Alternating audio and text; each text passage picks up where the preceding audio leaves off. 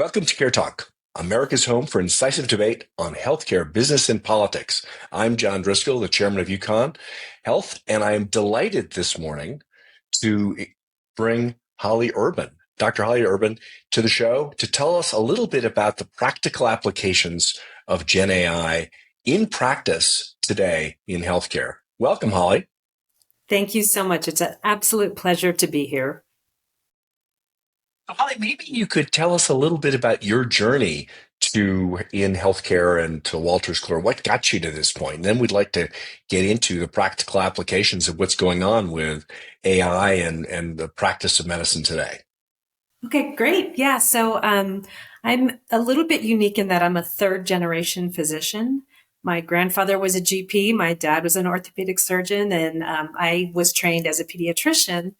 And I was practicing in pediatrics and working in quality.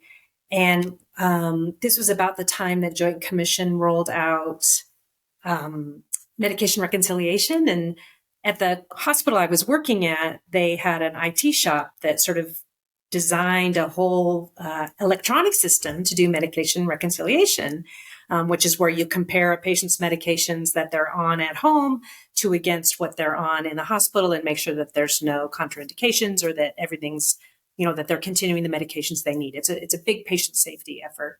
Well, our IT department developed this system with no clinician input. They threw it over the fence to quality. They said, Dr. Urban, can you please go roll this out to the hospital? And it didn't go particularly well. And I kept saying, I recognize the power of using technology for patient safety and better patient outcomes, but it had to be done with the clinician involved. And so why didn't they design this, or why didn't they do it this way? And it just sort of ignited in me this passion to be more involved in designing software. So I left clinical practice and started working at an EHR vendor about a little over 15 years ago. And since then, I've stayed at working in healthcare IT at EHR vendors and now at Wolters Kluwer. Med reconciliation thing is quite a big deal. If you remember I think it was Very the Academy's report to Err is Human, which Mm-hmm. indicated that we were losing as many people to death and injury to unmanaged reconciled meds of as many as the equivalent of two 747s crashing a That's week. right. And we really were, that was a massive issue. And I think people don't realize that without some sort of digital overlay and informed connectivity to the doctor at the point of prescription, getting the meds, your meds right, particularly for anyone with any complex condition who may be on 4 or 5 different meds, or anyone over the age of 70, typically on 5 or 6 different meds. That's a massively important task. And you're saying that they basically, the IT department designed it, sort of took its own shot at it and then and Yeah, threw it at the doctors. right. And sort of did it in a way that didn't reflect their workflow, that didn't reflect, how they're interacting with the system, wasn't integrated with their current systems for ordering medications or prescribing medications. So, I think it's a good lesson that's it's not a new issue where you're talking about technology. It has to work in the workflow. It has to work and be integrated with your current systems in order for it to work. It's not enough to have the next greatest, shiniest technology if you don't have those things also taken under account. I think what's exciting about your approach is that workflow isn't just the digital workflow. It's actually the way patients interact from the point that they try to make an appointment to show up in the office to actually kind of go through the system. And it's everything doctors do, most of which are physical and manual, assisted by digital. Mm-hmm. And so integrate having a doctor sort of at the center of solving what's the doctor's problem would sort of make a lot of sense. And so how did you get from there to, you said you joined one of the EHR companies. Obviously, EHRs are the electronic health records that sort of are that I guess define us as patients, or I guess at their best, and define us as bills at their worst. Which health record company did you join? So I started working at a company called McKesson on their Horizon Clinical solution. At the time, they were up there and competing with Epic and Cerner. They sort of have fallen off, and they actually shut down that whole Horizon Clinicals line. But from there, I went to two evidence-based content companies, Zinx Health, which does evidence-based order sets, and MCG Health, which does evidence-based medical necessity guidelines.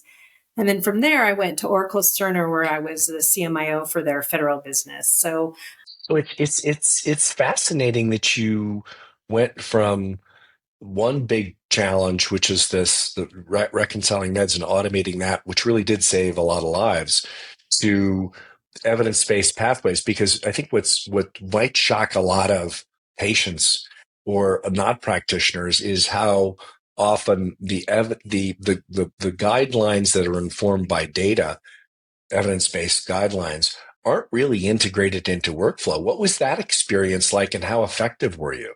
Yeah, I mean, it's one of the reasons why coming to Wolters Kluwer is a dream job for me, because of the UpToDate product. It's the most commonly used clinical decision support. We have 600 million views of our content a year. But in order for it to really be at its best is when it's actuated within the workflow. So it's one thing for you to go out to a referential site where you're going to go and read a website. It's much more impactful when it's actually within your workflow. And that can mean, within the workflow of the electronic health record, or really excitingly, some of the new work we're doing with the ambient vendors, such as Abridge, where we're actually going to have that up-to-date content within that ambient workflow, so that it's absolutely enabling that clinician to not only use these ambient vendors, which typically what these ambient vendors do is they're recording the conversation between the patient and the physician, and then they're using generative AI to draft a note. Well, since the physician's already in that workflow where they're drafting their note, it's a good opportunity to say, how can we leverage some clinical decision support to make sure that they're leveraging the most recent evidence-based recommendations, that they're making good decisions for their patients so that they can have better patient outcomes. Yeah, And I for think, me, and just to contextualize this, Holly, I think it's about 17 years between the time that yes.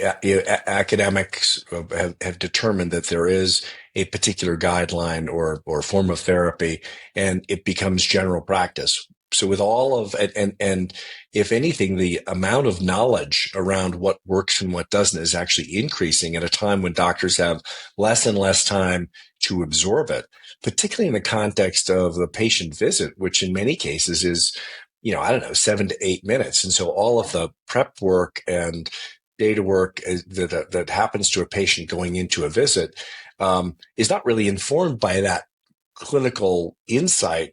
That has to be really provided by the NP or the doctor or the specialist at the time of that relatively short visit. And I think the exciting thing about the clinical insights that you can actually make that visit more intelligent, more impactful by leveraging the best information.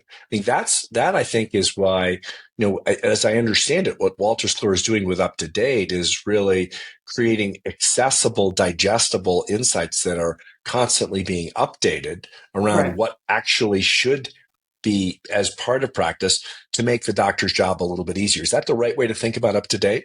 Yeah, absolutely. Yeah, you hit the nail on the head. I mean, medical knowledge has grown exponentially, and the complexity is getting to the level where there's no way one individual physician can carry around all this information.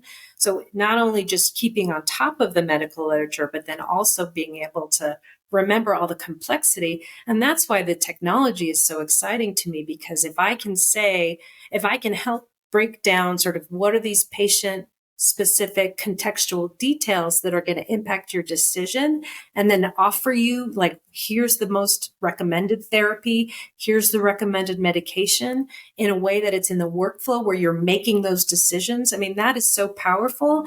Again, the whole goal is to make sure that patients have better outcomes, and that they're getting the most recent therapy to achieve those good outcomes.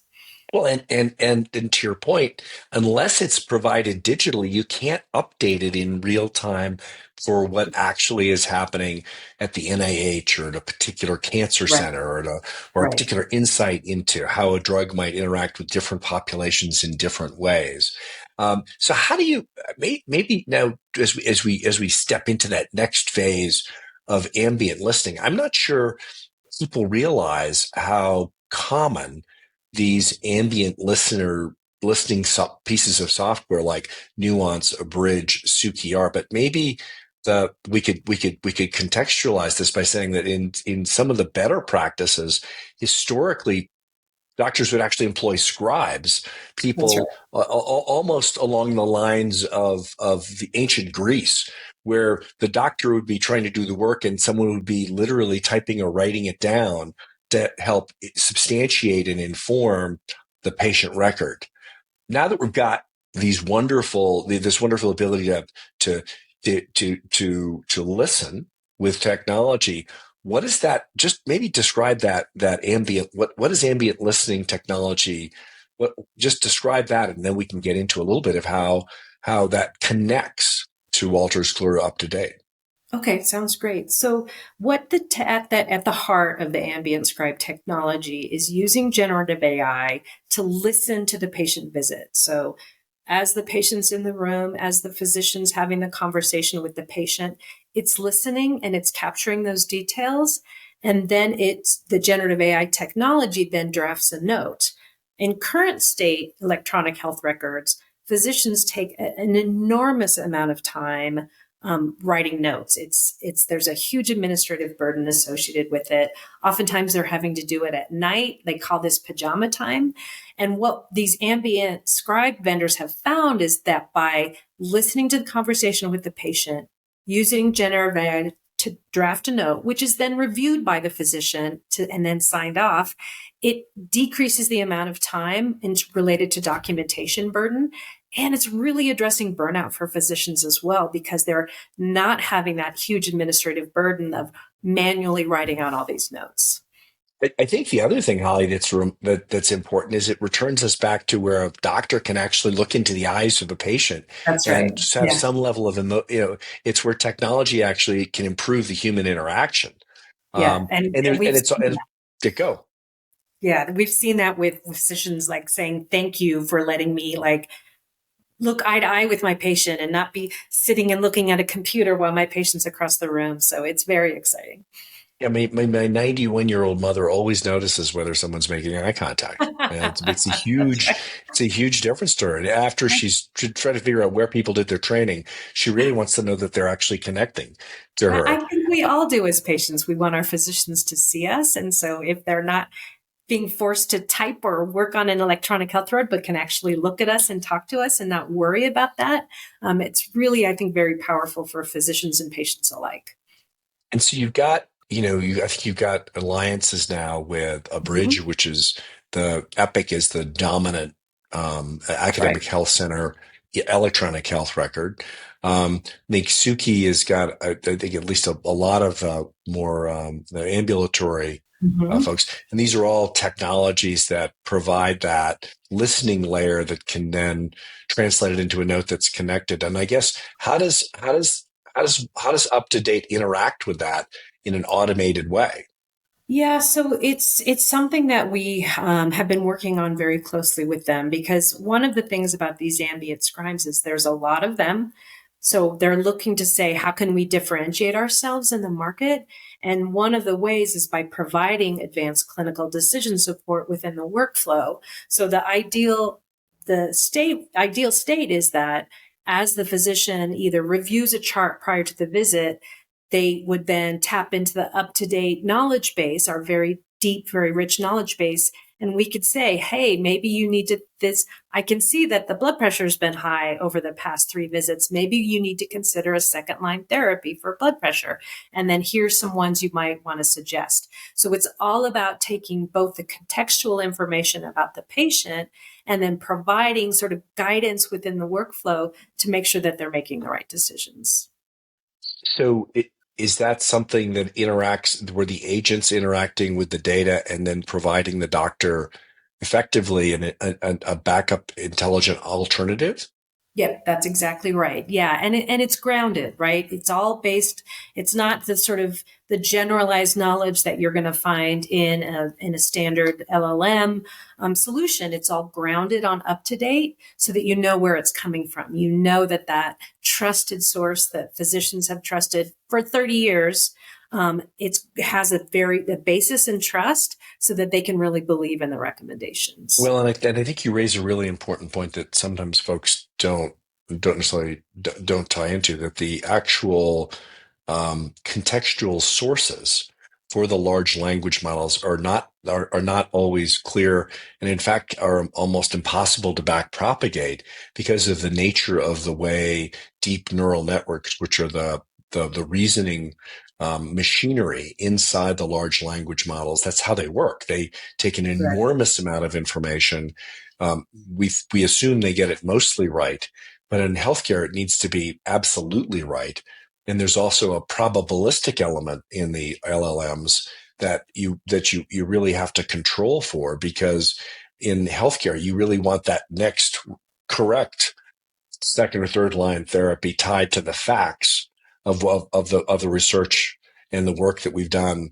And so I actually think, it's agentic at one level, Holly, what you've got with UpToDate is something that, doctors can actually lean into. And that's why I think the power of what you're doing is that you can actually go right to the sources, and doctors can then test whether the recommendations are things that that are based on science and the best current practice, which is what I think is very powerful about Wolters Kluwer being connected here. Now, how does Wolters Kluwer get paid? I mean, I know that for the ambient listening engines, those are subscriptions that Mhm. are either bought through an EHR, like connected to like a bridge in the case with Mhm.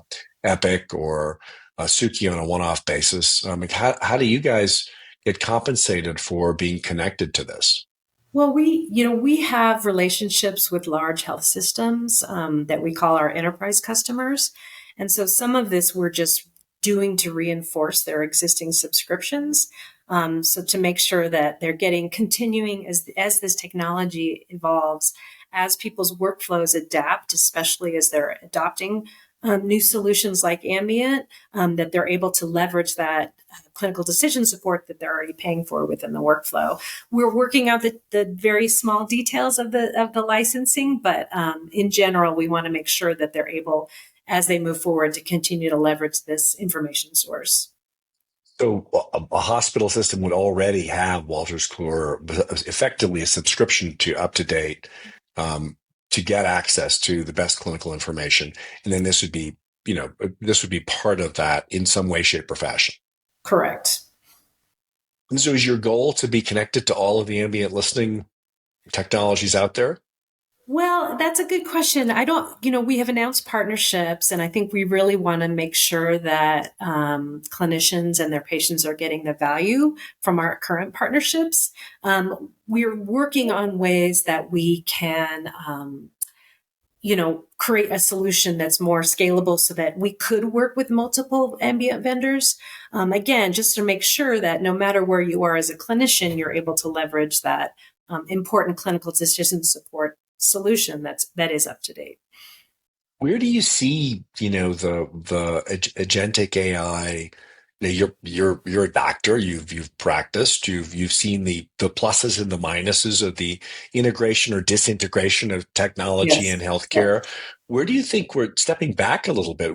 How important do you think these LLMs and healthcare AI agents are going to be to the actual practice of medicine going Well, forward? And are they? I think you said it earlier. I think that to some degrees we're too excited, but in other degrees, maybe we're not excited enough. I mean, as just example, this whole discussion of the ambient scribes of the notes technology.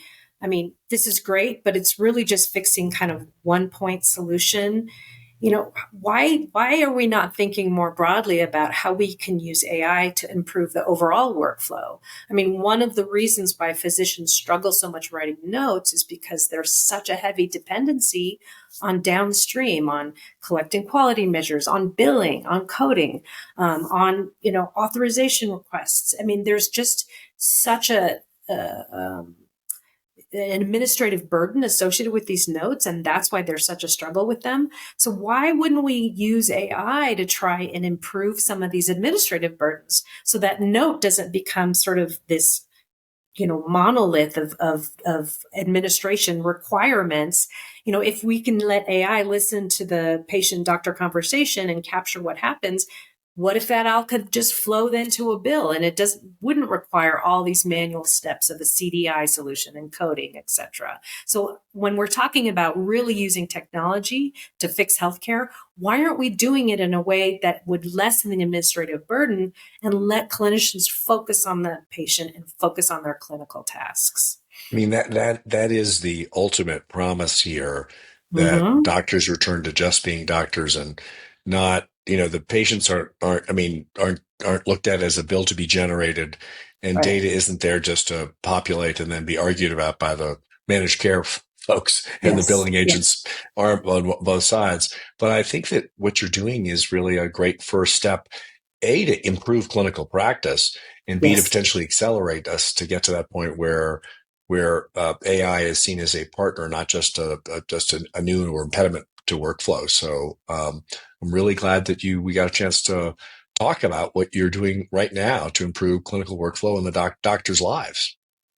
Well, great. Well, thank you so much for having me. I've enjoyed the conversation.